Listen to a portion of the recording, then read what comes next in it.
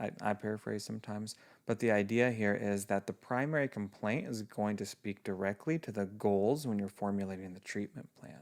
Okay, because oftentimes we have a certain idea, we make assumptions about what a client is going through based on their history, but nothing is more valuable than getting their own words. And oftentimes they'll want to say something like, I just don't want to be anxious anymore, or I just want to be happy, or I don't want to be depressed.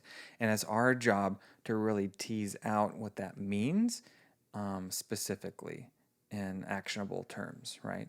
What does it mean to not be depressed? Well, if you're anxious, how often are you anxious? Frequency, intensity. How is this, more importantly, interfering with your life, your quality of life? Is it causing problems in your relationships? Is it causing problems at work? Is it causing problems in school? You know, um, the more specific we can get with the impairments, the easier it's going to be to formulate a treatment plan, which is the second part of the clinical loop. Okay?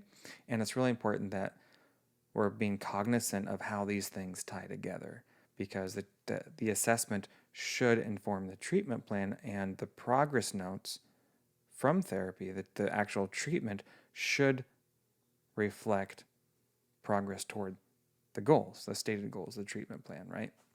So that's why it's called the clinical loop. Um, Religious practice, I always like to start with this question after the initial complaint, because it's important for us to be sensitive, not just to someone's spiritual beliefs, but also because how relevant is that? And that's an easy one to miss if we just drive past it.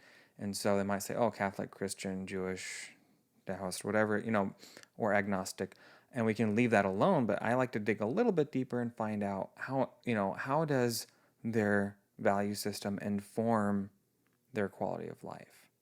Maybe they used to be very involved in church and they're not anymore. That's important to know. That's something we want to pay attention to. Okay.